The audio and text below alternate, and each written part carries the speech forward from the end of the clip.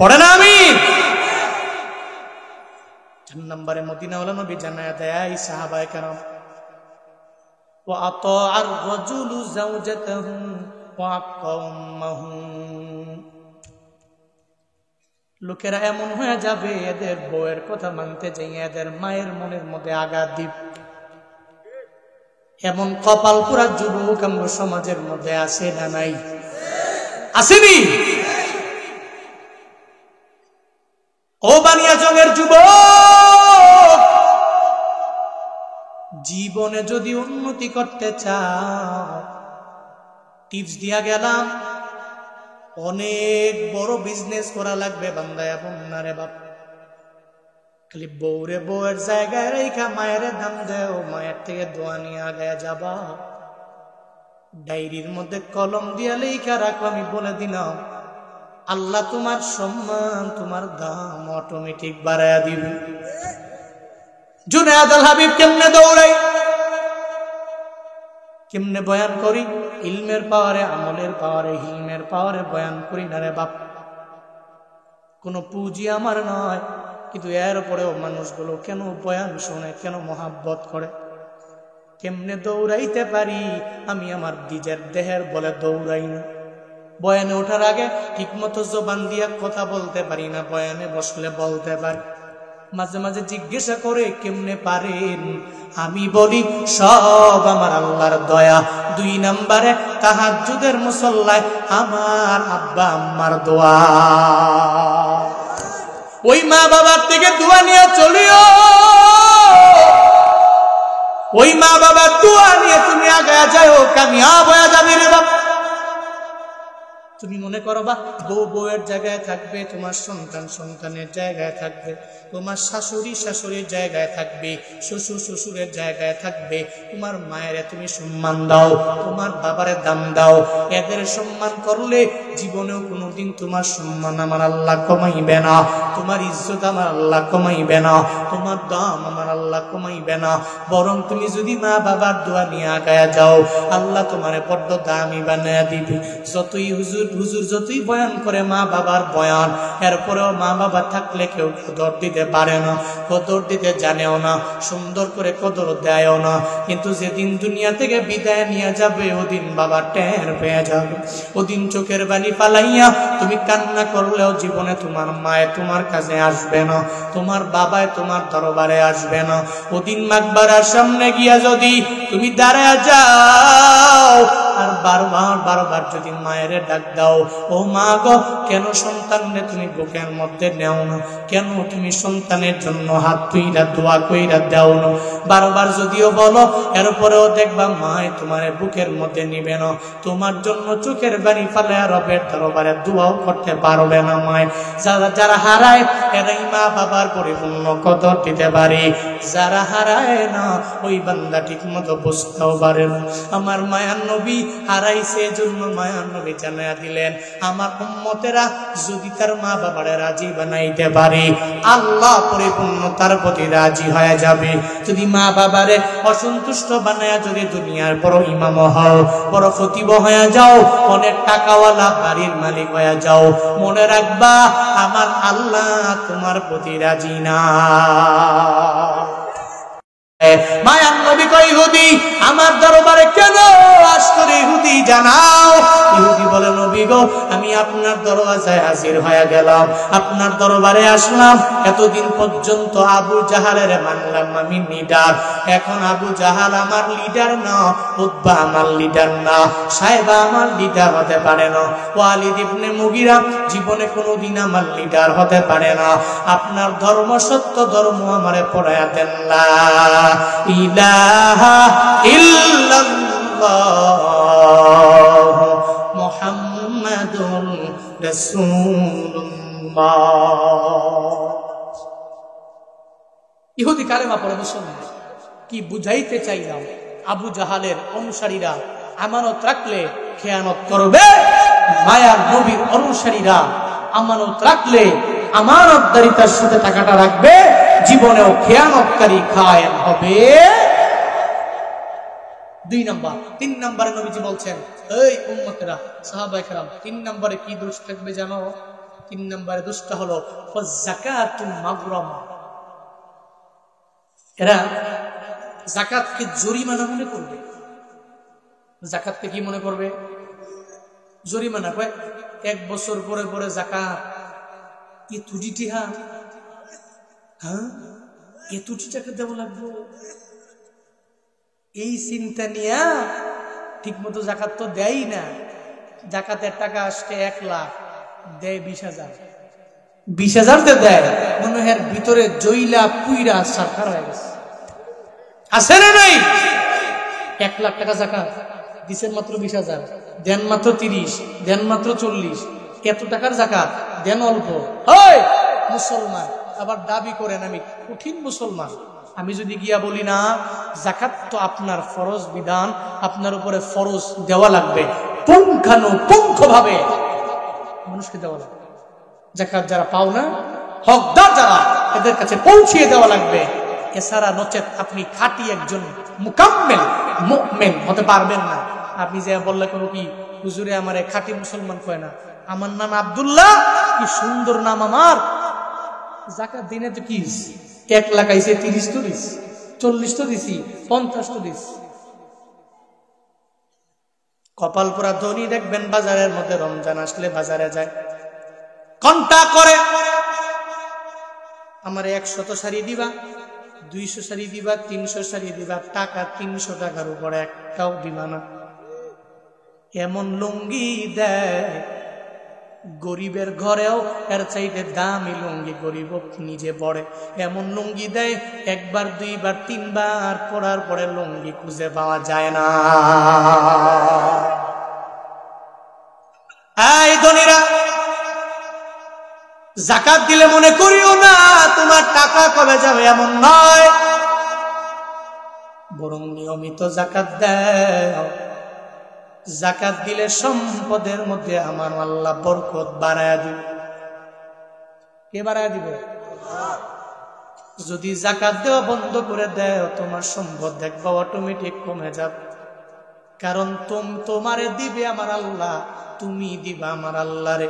একটা সময় একটা পর্যায়ে এমন হবে, মালগুলো দেওয়ার মাধ্যমে আল্লাহর পক্ষ থেকে জান্নাতটাকে গ্রহণ করে নিতে পারবা। এই জন্য আমরা মুমিন, আমরা ভালো কাজে টাকা দিতে না পারি, অন্তত পক্ষে জবান দিয়ে এজ এ সাপোর্টার, একজন সাপোর্টার হয়ে যেতে পারে। এটা মুমিনের কাজ। মুমিন ভালো কাজ দেখলে নিজে করবে, আরেকজনে করলে তাকে ইন্সপায়ার করবে, বারবার বলবে তুমি এই ভালো কাজটা করো। এটা মুমিনের কন্টিনিউ ওয়ার্ক। তাআওয়ানু আলাল বিররি ওয়াত তাকওয়া ওয়ালা তাআওয়ানু আলাল ইসমি ওয়াল উদওয়ান। আল্লাহ বলেন, একে অপরকে সাহায্য করো বীর এবং তাকওয়া, নেকের কাজ, তাকওয়ার কাজ, আল্লাহর ভীতির কাজ। এই কাজে একে অপরকে সাহায্য করো। বাট ওয়ালা তাআওয়ানু আলাল ইসমি ওয়াল উদওয়ান, পাপ এবং শত্রুতা বাড়ে, এই কাজে একজন আরেকজনকে সাহায্য করো। সমাজে হয়ে গেছে উল্টো। ভালো কাজে দাওয়াত না দিয়া ঝগড়া লাগলে, এমনিই তো আগুন জ্বলতেছে, এরপর আরেকটু যে কেরোসিন ঢেলে আগুনের মাত্রা আরো বাড়িয়ে দেয়, ঠিক কিনা? 2 জন ঝগড়া করতেছে, ওনার কাজ হলো গিয়ে ঝগড়াটা মীমাংসা করে দেওয়া। উল্টা মীমাংসা না করে গিয়া 2 জনের ভিতরে কয় কি লুয়ে লাগছে এটা নিয়ে, হ্যাঁ কয় দেখি আর একটু বাড়াইয়া দিই। কেমনে 2 জনে ঝগড়া কইরা একজন আরেকজনের সাথে মারামারি কইরা মাথা ফাটাবে, তৃতীয় ব্যক্তি গিয়ে আবার উস্কানি মারে, তোর এই কথাটা কইতে পারলো, তোর মতো ব্যক্তিরে।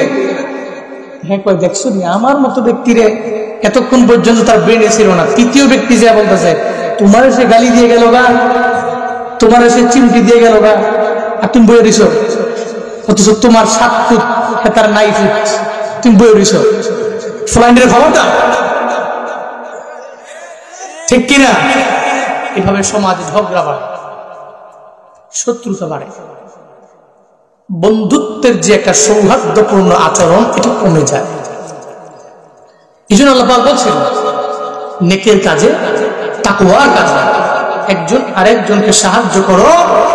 ইথিম, উদওয়ান, পাপ, শত্রুতা এসব কাজে একজন আরেকজনকে সাহায্য করো।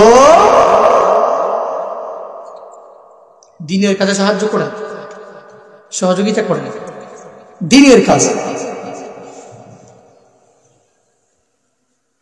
যদি অন্তরের ভিতরে থাকে মুনাফিকি, যদি অন্তরে থাকে কপটতা, তাহলে জীবনেও কোনোদিন ওই ব্যক্তি ভালো কাজে মানুষকে উদ্বুদ্ধ করবে না।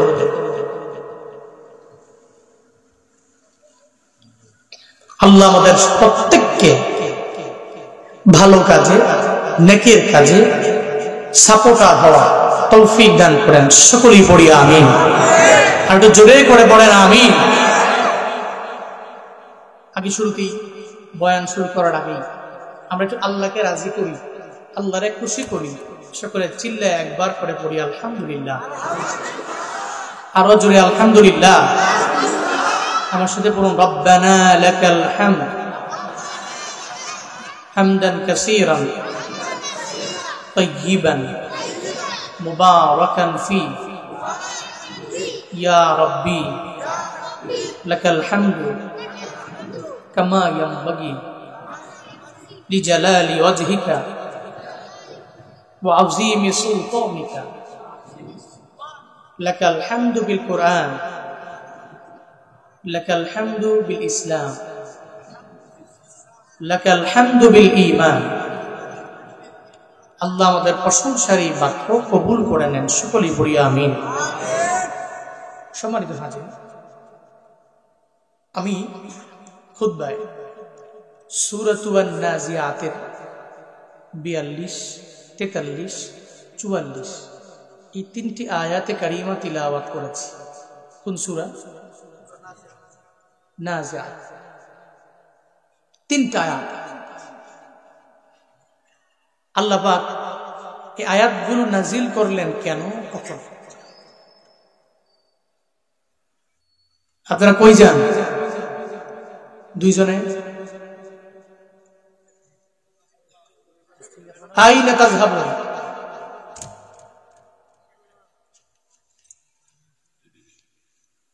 উঠাউঠি করা যাবে না। মোশতাক ফয়েজি হুজুর আছেন আমাদের কুমিল্লার, মুরব্বী হুজুর। হুজুরের নাম অনেকে জানে না, কিন্তু মুরব্বী কইলেই চিনছে যেটা ওই হুজুর। ফেমাস ওনার এই সুনামুনি আর মুরব্বী ফেমাস, ওয়ার্ল্ডে ফেমাস। ওনার মাহফিলে কেউ আসলে জীবনেও কোনো ব্যক্তির ডরে ওঠে না। আমি খালি ভয় করি কেউ নাকি আবার মাহফিলে পছন্দ করে দেয় ডরে, কারণ ভয়ই তো ওঠে না, জানে যে একজন উঠলেই হেরে নিয়ে বয়ান করে 5 মিনিট। এটা ভয় আছে না? এতগুলা মানুষ, আমি যদি খালি একজনে খালি দাঁড়াইছে আর করে উঠছেন কে, তাহলে সবাই 2 হাত দিকে দেখাবে।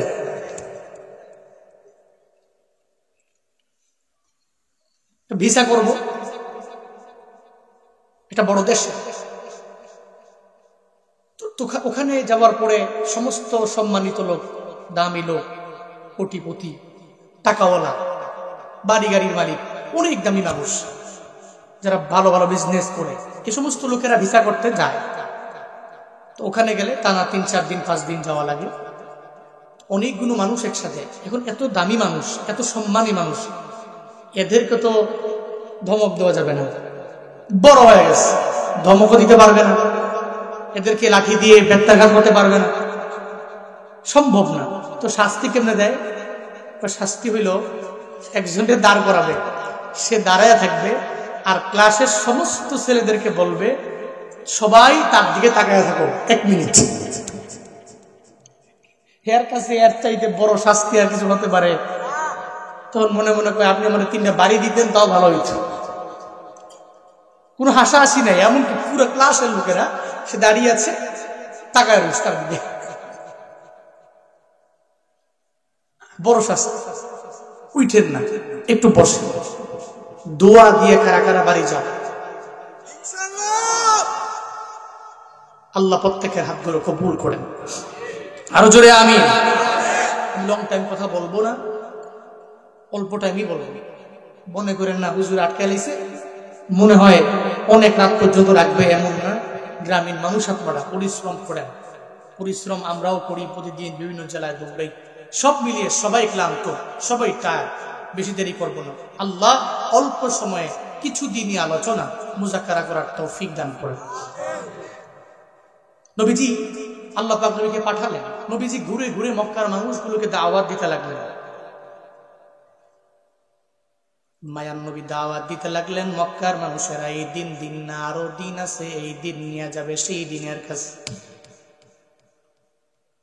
মায়ান নবী বলেন দুনিয়া শেষ হয়ে যাবে এমন না, দুনিয়ার পরে হলো আখিরাত। রবের হিসাবের কাঠগড়ে একদিন তোমার আমার সব বান্দাদের দাঁড়ায় যাওয়া লাগবে।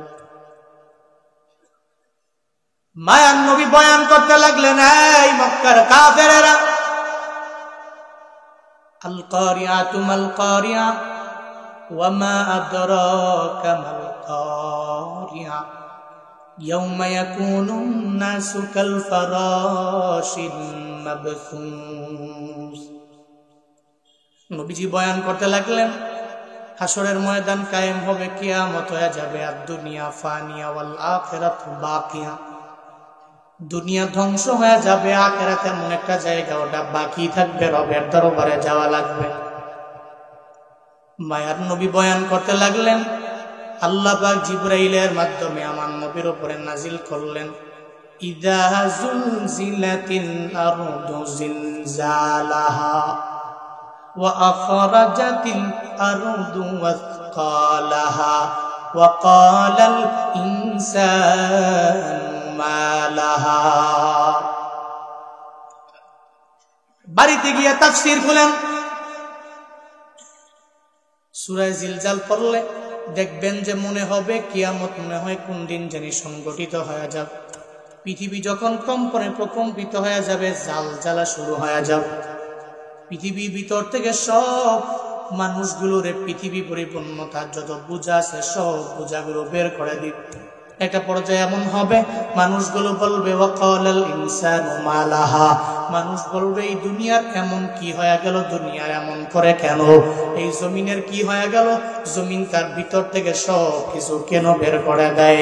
ওই সময় মদিনাওয়ালা নবী যখন কিয়ামতের ব্যাপারে বয়ান দেয়, হাসরের ময়দানের ব্যাপারে মায়া নবী যখন বারবার এদের শোনায়, হাই কাফেরেরা, তোমাদের এই দিনটা শেষ হবে না, আর একটা দিন আছে, রবের দরবারে যাওয়া লাগবে, ওই রবের বিচারের কাঠগড়ায় দাঁড়ানো লাগবে, রবের সামনে দাঁড়ায়া যাইতেই হবে।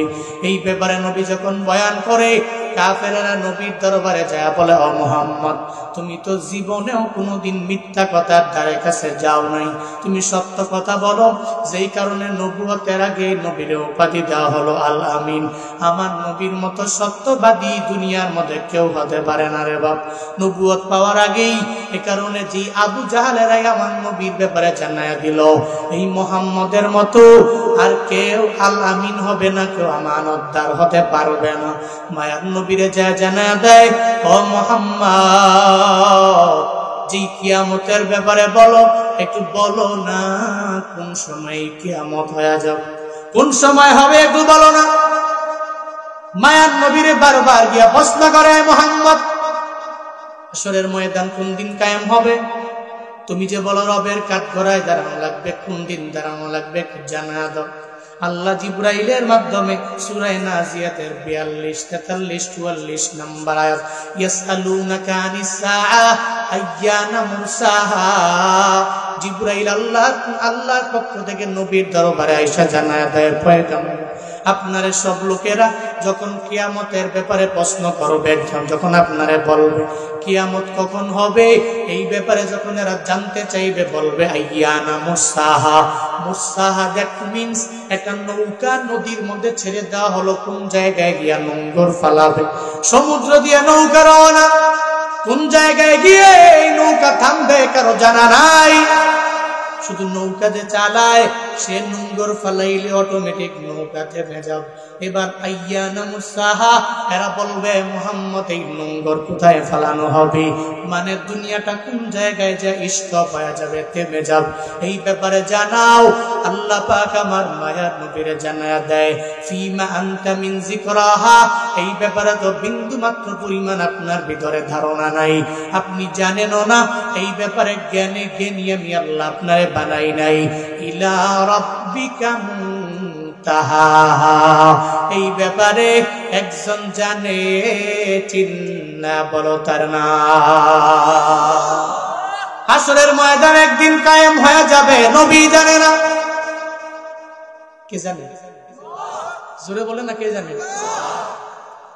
আল্লাহ পাক বলেন ও পয়গম্বর আমার, আপনি জানেন না, এই ব্যাপারে জ্ঞান আপনারে আমি আল্লাহ দেই নাই, আমি জানি।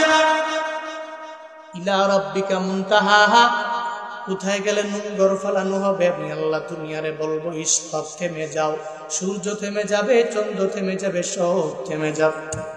নবী আপনি বলতেও পারবেন না, আপনি জানেন না, ওই জ্ঞানে জ্ঞানী আমি আল্লাহ আপনারে বানাইনি। একমাত্র আমি জানি এই কিয়ামত কোন সময় সংঘটিত হয়ে যাবে। কিন্তু মাঝে মাঝে পণ্ডিতি করতে যায় দেখবেন একদল উলামা ইউটিউব শায়েখ, দেখবেন ইউটিউবের মধ্যে সুন্দর করে ঘুমটা লাগায় বলবে 2030 সালে কিয়ামত হয়ে যাবে, 2035 সালে কিয়ামত হয়ে যাবে, 50 সালে কিয়ামত হবে, 70 সালে কিয়ামত হবে। আমার মনে হয় ও মনে হয় আমার নবীর থেকেও আরো বেশি জাননেওয়ালা। হাদিসে জিবরাইল আলাইহিস সালাম আমার নবীরে বলে ও পয়গম্বর, মাতা সাআ, কখন কিয়ামত হবে আপনার জানা আছেনি? মায়ার নবী কয় জিবরাইল, তুমি যে প্রশ্ন করলা তুমি আমার চাইতে বেশি জানো, আমি জানি না। মায়ার নবী বলে কিয়ামত কোন সময় হবে এই ব্যাপারে আমার জানা নাই। আল্লাহ পাক বলে ও পয়গম্বর, এই ব্যাপারে জ্ঞানে জ্ঞানী আমি আল্লাহ আপনারে বানাই নাই। কিয়ামত কোন সময় হবে এই ব্যাপারে একমাত্র আপনার রব জানে, আর কেউ জানে না।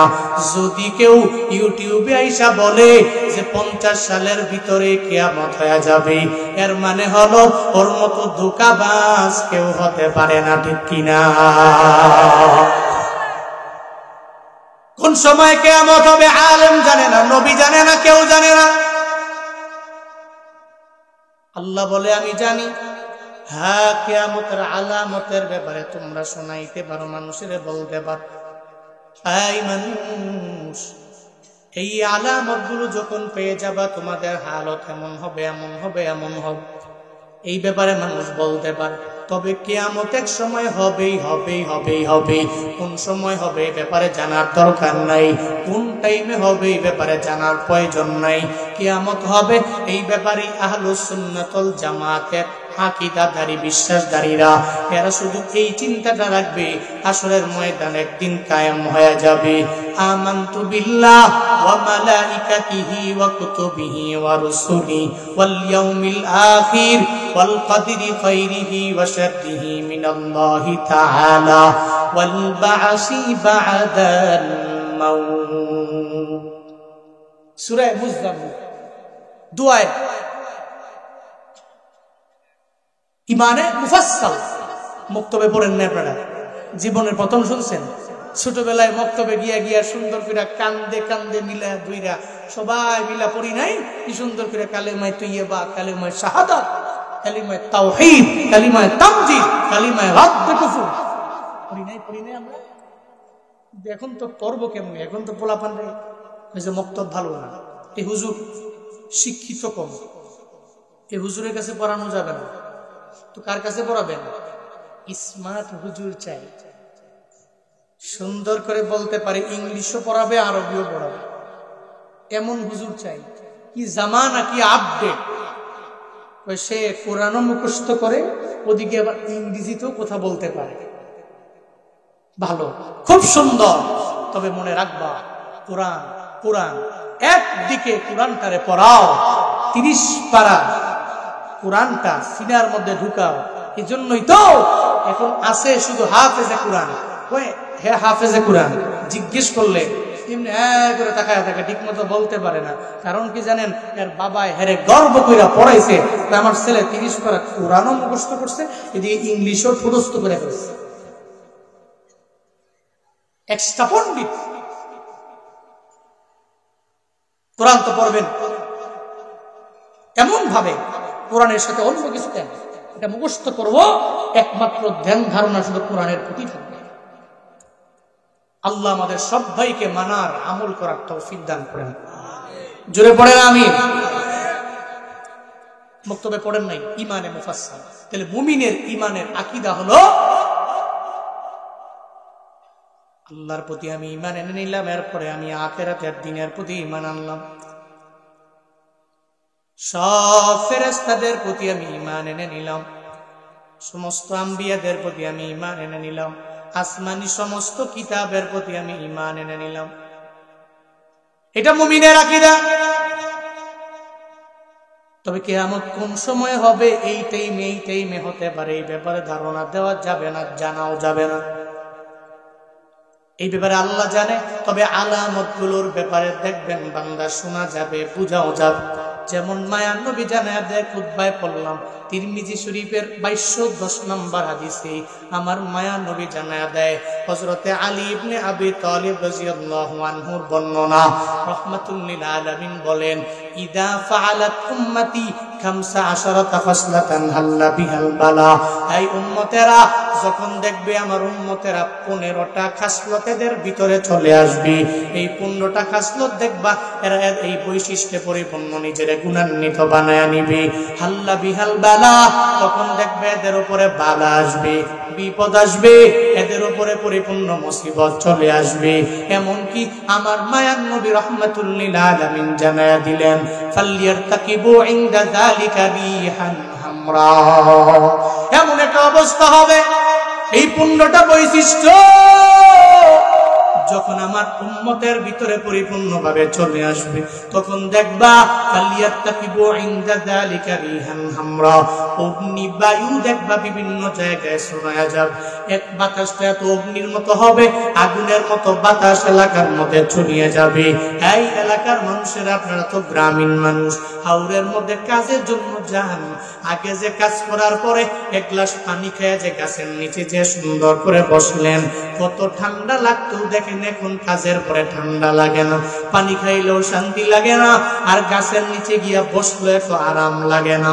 মায়ার নবী বললেন, উম্মতের এমন একটা হালত হয়ে যাবে, আমার উম্মতেরা যখন এই 15টা বৈশিষ্ট্য উম্মতের ভিতরে পাওয়া যাবে, মায়ার নবী বলেন রিহান হামরা, অগ্নি বায়ু এলাকার মধ্যে অনেক পরিমাণে ছড়ায়া পড়বে।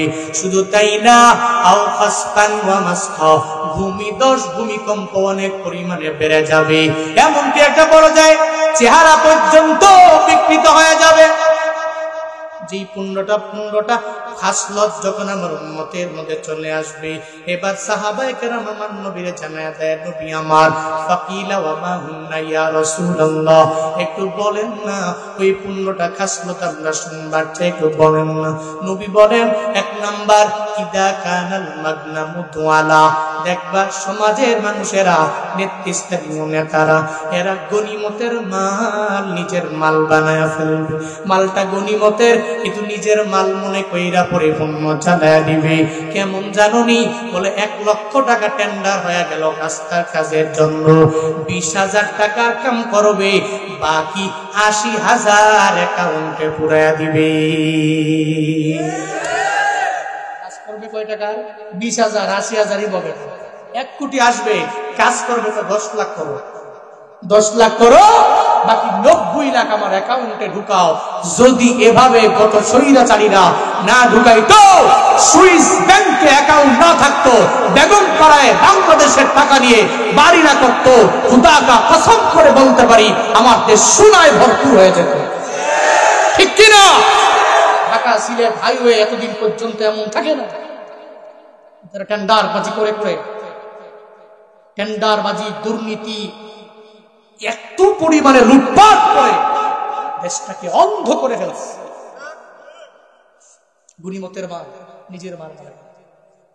নবীজি বলেন ওয়াল আমানাতু মাগরামা, আমানতের টাকা আমার টাকা, তার কাছে আমানত রাখছে আরেকজনে, এটা আমার টাকা। আন্দার পিছান জুনায়েদ আহমদ পলককে জিজ্ঞেস করেন, হাই পলক সাহেব, আপনার অ্যাকাউন্টে যে টাকা কার? আমার।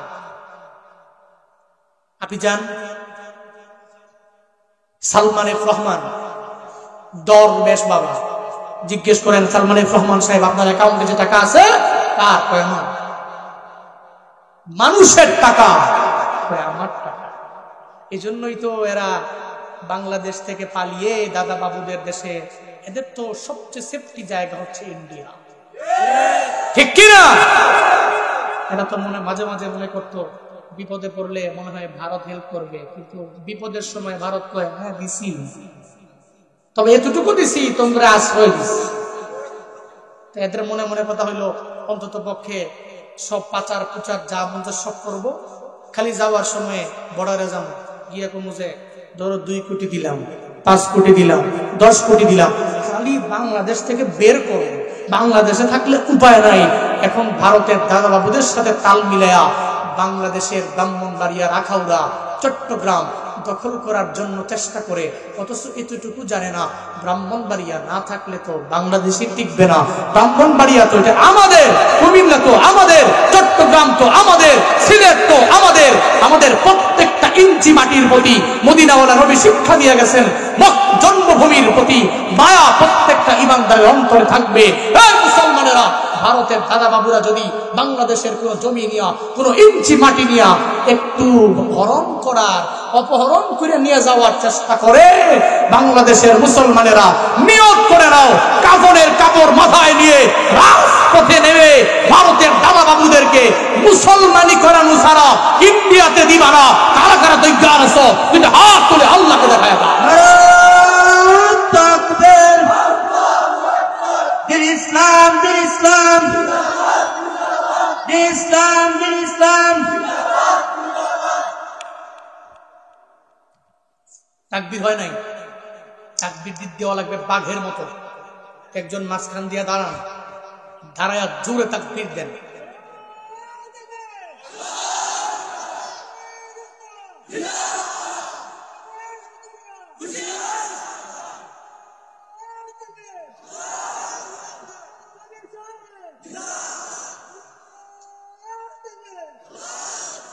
নাস্তিকতা নিপাজ্জাক, দিন ইসলাম জিন্দাবাদ। নাস্তিকতা নিপাজ্জাক, দিন ইসলাম জিন্দাবাদ। কোটি প্রাণে একই আওয়াজ, খুদার দুহি ছাড় পাবে না, এই বাংলায় ঠাই হবে না।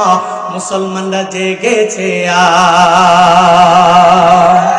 জোর কদমে সামনে চলো, বজ্র কণ্ঠে আওয়াজ তুলো, সবাই মিলে একই তালে দাও না স্লোগান, লিল্লাহে তাকবীর, নারায়ে তাকবীর। দিন ইসলাম, দিন ইসলাম জিন্দাবাদ, জিন্দাবাদ।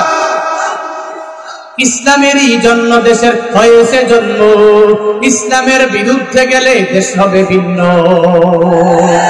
ইসলামেরই জন্য দেশের হয়েছে জন্ম, ইসলামের বিরুদ্ধে গেলে দেশ হবে ভিন্ন। ইসলামের বিরুদ্ধে যারা নিয়েছ অবস্থান, এই বাংলায় ঠাই হবে না, যাও হিন্দুস্তান। জোর কদমে সামনে চলো, বজ্র কণ্ঠে আওয়াজ তুলো, সবাই মিলে একই তালে দাও না স্লোগান, লিল্লাহে তাকবীর, নারায়ে তাকবীর। দিন ইসলাম, দিন ইসলাম জিন্দাবাদ, জিন্দাবাদ। মুসলমানের এই দেশেতে ইস্কন্দের ঠাই নাই, ইস্কন্দের পক্ষে যারা এদের কোনো রক্ষা নাই। মুসলমানের এই দেশেতে নাস্তিকদের ঠাই নাই, নাস্তিকদের পক্ষে যারা এদের কোনো রক্ষা নাই। এই দেশেতে থাকতে হলে কোরআন মানতে হবে, কোরআন না মানবে যারা বিতাড়িত হবে। জোর কদমে সামনে চলো, বজ্র কণ্ঠে আওয়াজ তুলো, সবাই মিলে একই তালে দাও না স্লোগান, লিল্লাহে তাকবীর, নারায়ে তাকবীর। দিন ইসলাম, দিন ইসলাম, জিন্দাবাদ জিন্দাবাদ। আল কোরআনের আলো, আল হাদিসের আলো, সংসদে জালো, সংসদে জালো। লিল্লাহে তাকবীর। তাকবীর বড় বললাম কাকে? মনে হয়েছে না সবাই খুশি হয়েছেন কে?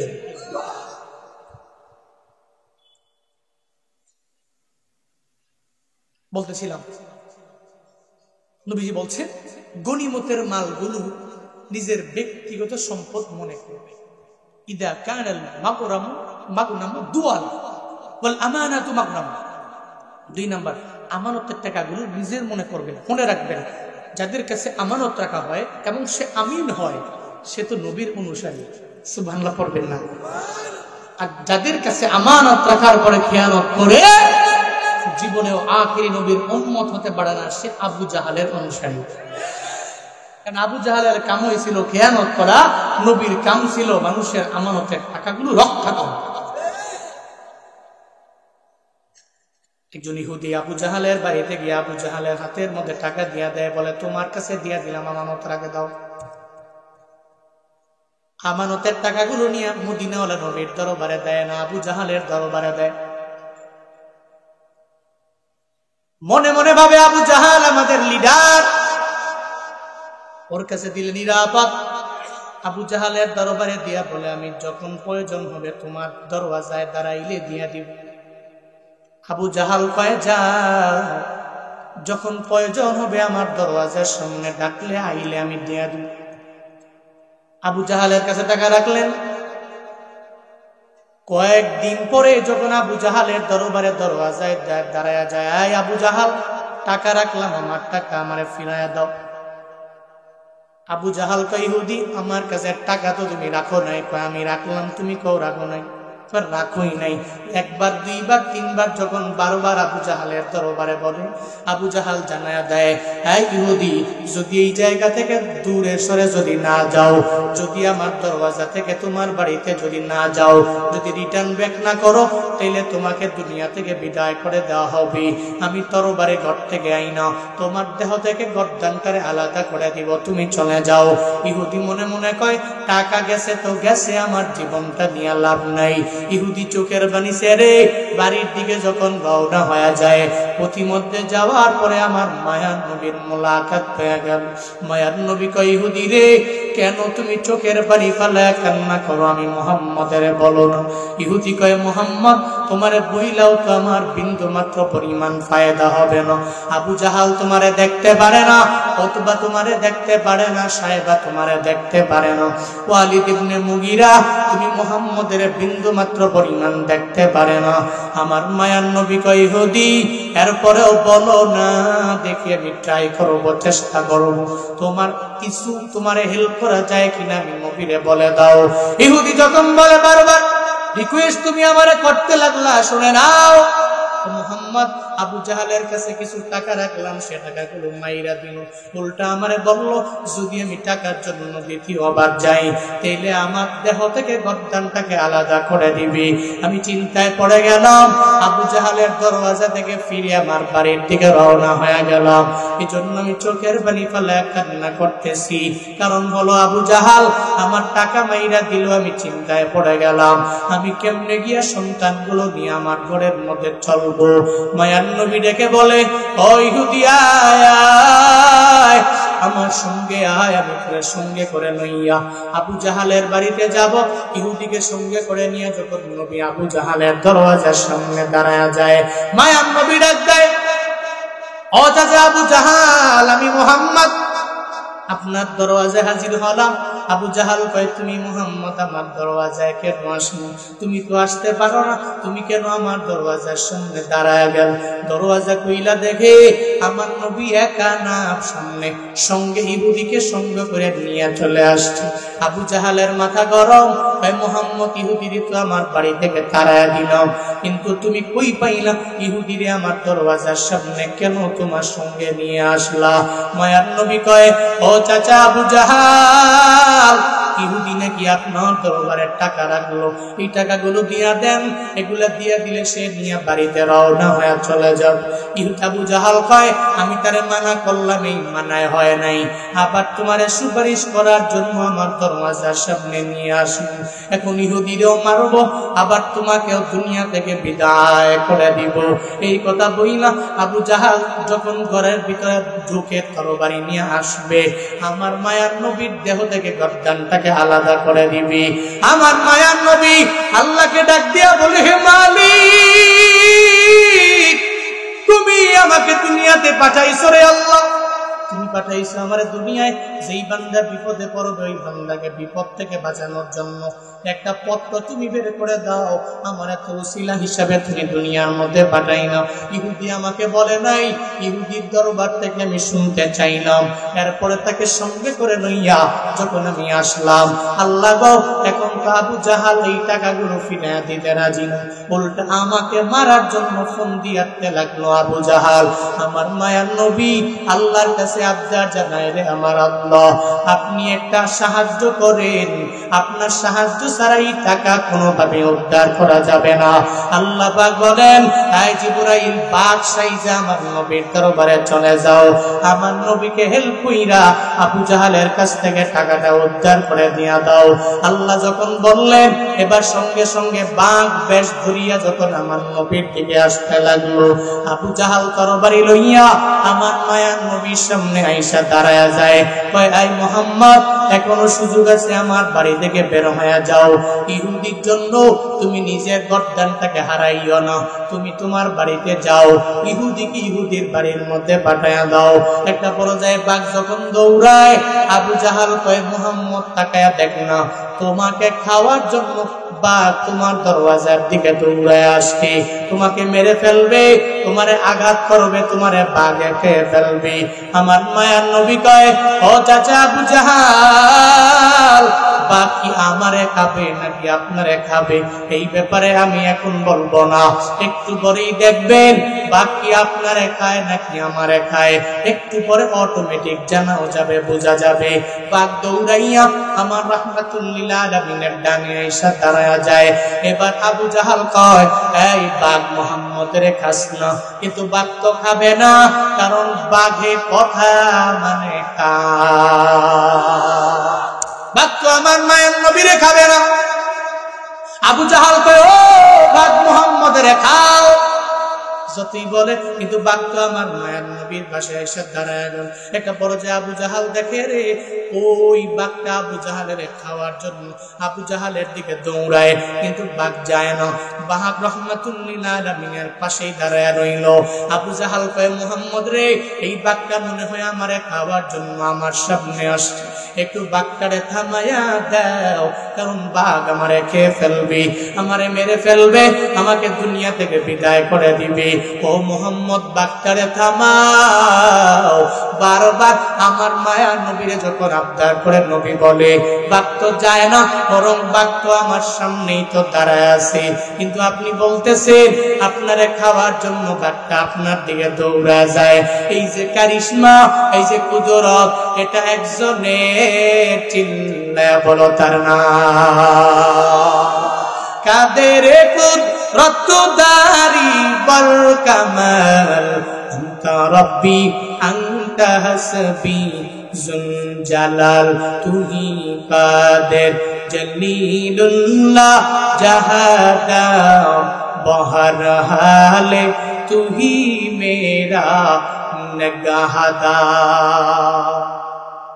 আবু জাহাল কয়, মুহাম্মদ, বাঘটা আমারে খাওয়ার জন্য খালি আমার দিকে দৌড়ে আসছে, তুমি একটু বাঘটারে থামায়া দাও। মায়ান নবী কয়, না রে, বাঘ তোমার দিকে তো যায় না, তাহলে বাঘের যদি এত ভয় পাও, এত দেরি করো কেন, সঙ্গে সঙ্গে টাকাগুলো দিয়া দাও। এই আমানতের টাকা তো তোমার না, এটা তো ইহুদির টাকা, ওর হাতের মধ্যে তুমি হ্যান্ডওভার করে দাও। আবু জাহাল কয়, তুমি বাঘেরে থামাও, আমি ঘর থেকে আমানতের টাকাগুলা নিয়ে আসতেছি। সঙ্গে সঙ্গে আবু জাহাল ঘর থেকে টাকাগুলা নিয়ে আইসা ইহুদির হাতের মধ্যে দিয়া দেয়। এবার মায়ার নবী কয়, এই ইহুদি যাও, তোমার টাকা তুমি বুইজা পাইলা, তুমি বাড়িতে চলে যাও। আমার মায়ার নবী একদিকে চলে গেল, ইহুদিও তার বাড়িতে খুশি মনে যখন বিদায় নিয়ে চলে যায়। প্রতিমধ্যে যাওয়ার পরে চিন্তা করে, আমি যেই ব্যক্তিগুলোর ফলো কইরা দুনিয়ার মধ্যে চলতে লাগলাম, যেই আবু জাহালরে মানলাম, কিন্তু এই আবু জাহালের বিন্দু মাত্র পরিমাণ কোনো মায়া নাই, সে তো আমানতদার না। যেই মুহাম্মদের বারবার গালি দিলাম, আবু জাহালের কথা শুনি না, ওই মুহাম্মদের ব্যাপারে বারবার আমরা কটূক্তি করলাম। এখন তো দেখি ওই মুহাম্মদের আদর্শের মতো সুন্দর আদর্শ কারো নাই। আমি তো আবু জাহালের দলের মেম্বার হয়ে থাকতে পারি না, ওই মুহাম্মদের দলের হব। দৌড়িয়া ইহুদি আমার নবীর দরবারে চলে যায়। মায়ার নবী কয়, ইহুদি আমার দরবারে কেন আসছো রে ইহুদি, জানাও। ইহুদি বলে, নবী গো, আমি আপনার দরওয়াজায় হাজির হয়ে গেলাম, আপনার দরবারে আসলাম। এতদিন পর্যন্ত আবু জাহালের মানলাম আমি লিডার, এখন আবু জাহাল আমার লিডার না, উতবা আমার লিডার না, সাহেবা আমার লিডার হতে পারে না, ওয়ালিদ ইবনে মুগিরা জীবনে কোনোদিন আমার লিডার হতে পারে না। আপনার ধর্ম সত্য ধর্ম আমারে পড়ায়া দেন, লা ইলাহা ইল্লাল্লাহ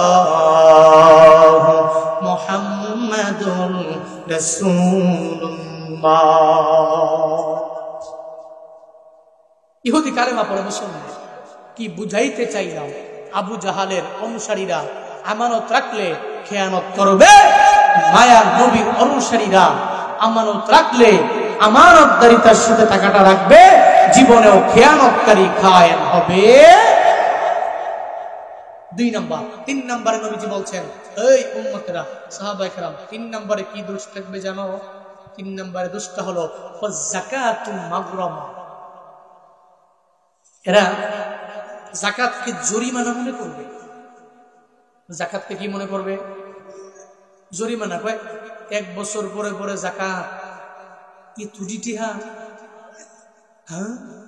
এ তুটি টাকা দেব লাগবে, এই চিন্তা নিয়ে ঠিক মতো জাকাত তো দেয় না। জাকাতের টাকা আসছে 1 লাখ, দেয় 20,000। 20,000 দেয়, মনে হয় ভিতরে জইলা পুইরা সারখার হয়ে গেছে। আছে না নাই?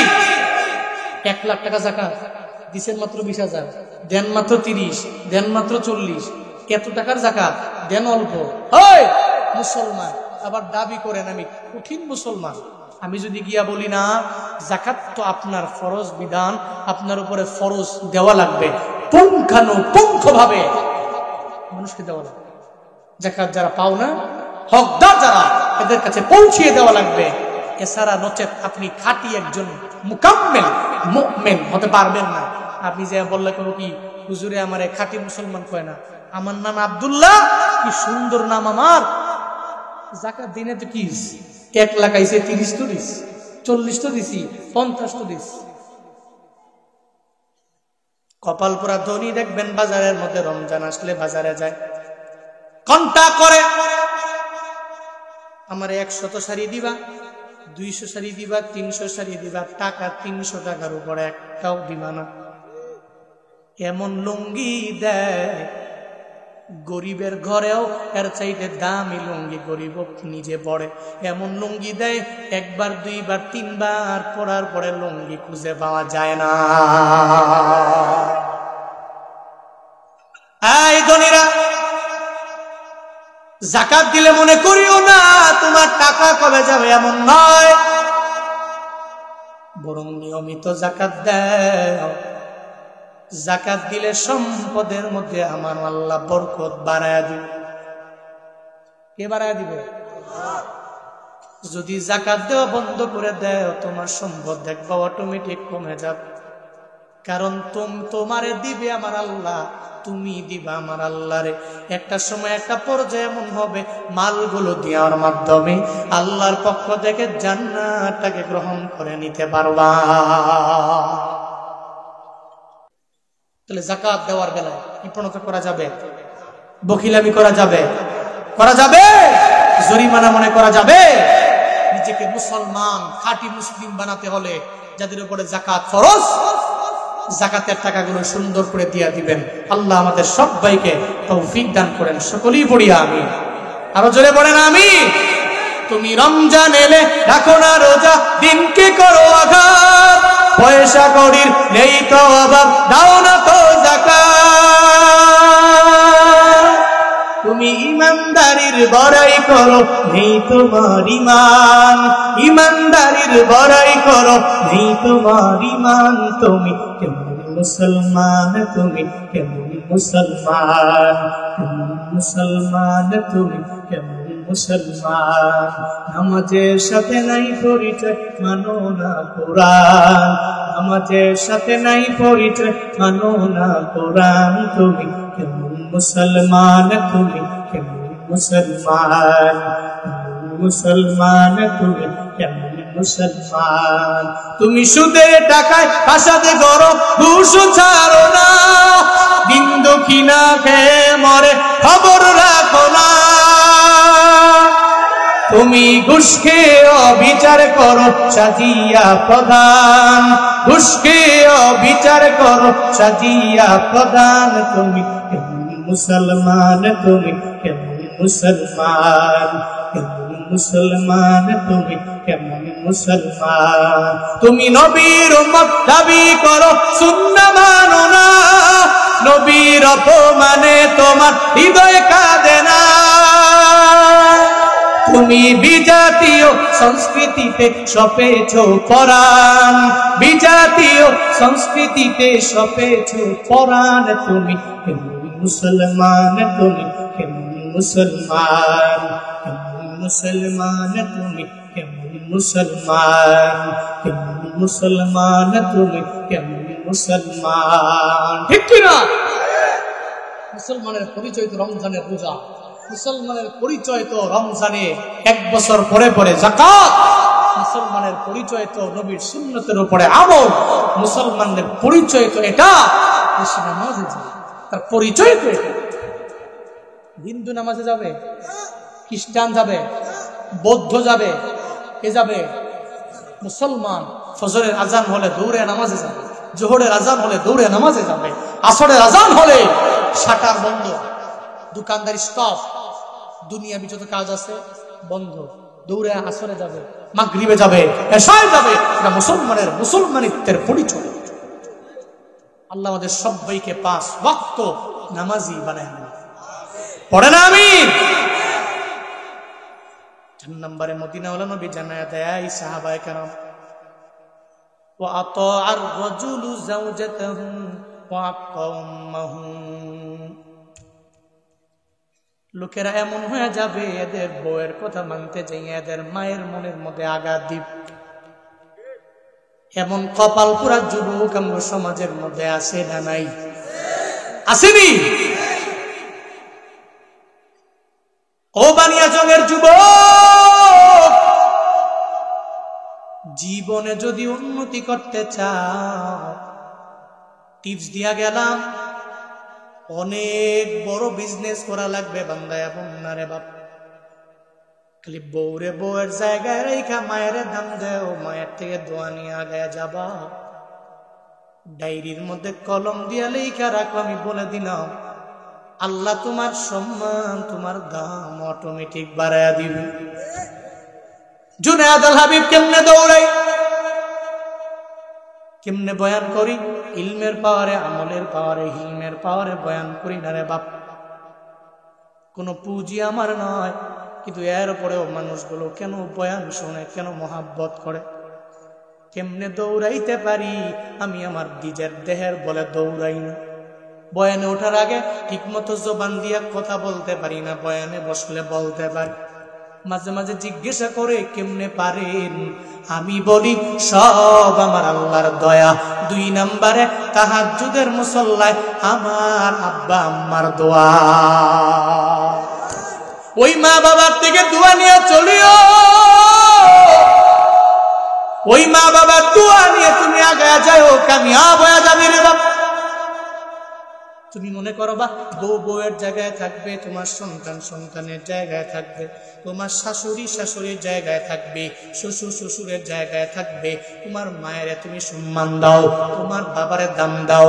এদের সম্মান করলে জীবনেও কোনোদিন তোমার সম্মান আমার আল্লাহ কমাইবে না, তোমার ইজ্জত আমার আল্লাহ কমাইবে না, তোমার দাম আমার আল্লাহ কমাইবে না। বরং তুমি যদি মা বাবার দোয়া নিয়ে আগায়া যাও, আল্লাহ তোমারে বড্ড দামি বানায়া দিবে। যতই হুজুর যতই বয়ান করে মা বাবার বয়ান, এরপরেও মা বাবা থাকলে কেউ কদর দিতে পারে না, কদর দিতে জানেও না, সুন্দর করে কদর দেয়ও না। কিন্তু যেদিন দুনিয়া থেকে বিদায় নিয়ে যাবে, ওদিন বাবা টের পেয়ে যাবে। ওদিন চোখের বালি পালাইয়া তুমি কান্না করলেও জীবনে তোমার মায়ে তোমার কাছে আসবে না, তোমার বাবায় তোমার দরবারে আসবে না। ওদিন মাকবারার সামনে গিয়া যদি তুমি দাঁড়ায় যাও আর বারবার যদি মায়ের ডাক দাও, ও মা গো, কেন সন্তানরে তুমি বুকের মধ্যে নেও না, কেন তুমি সন্তানের জন্য হাত তুইরা দোয়া কইরা দাও না, বারবার যদিও বলো, এরপরেও দেখবা মায় তোমারে বুকের মধ্যে নিবে না, তোমার জন্য চোখের বাড়ি ফালে রবের দরবারে দোয়াও করতে পারবে না। মায় যারা হারায় এরাই মা বাবার পরিপূর্ণ কদর দিতে পারে, যারা হারায় না ওই বান্দা ঠিক মতো বুঝতেও পারে না। আমার মায়ার নবী হারাইছে, জন্য মায়ার নবী জানায়া দিলেন, আমার উম্মতেরা যদি তার মা বাবারে রাজি বানাইতে পারে, আল্লাহ পরিপূর্ণ তার প্রতি রাজি হয়ে যাবে। যদি মা বাবারে অসন্তুষ্ট বানায়া যদি দুনিয়ার বড় ইমাম হও, বড় খতিব হয়ে যাও, অনেক টাকাওয়ালা বাড়ির মালিক হয়ে যাও, মনে রাখবা আমার আল্লাহ তোমার প্রতি রাজি না।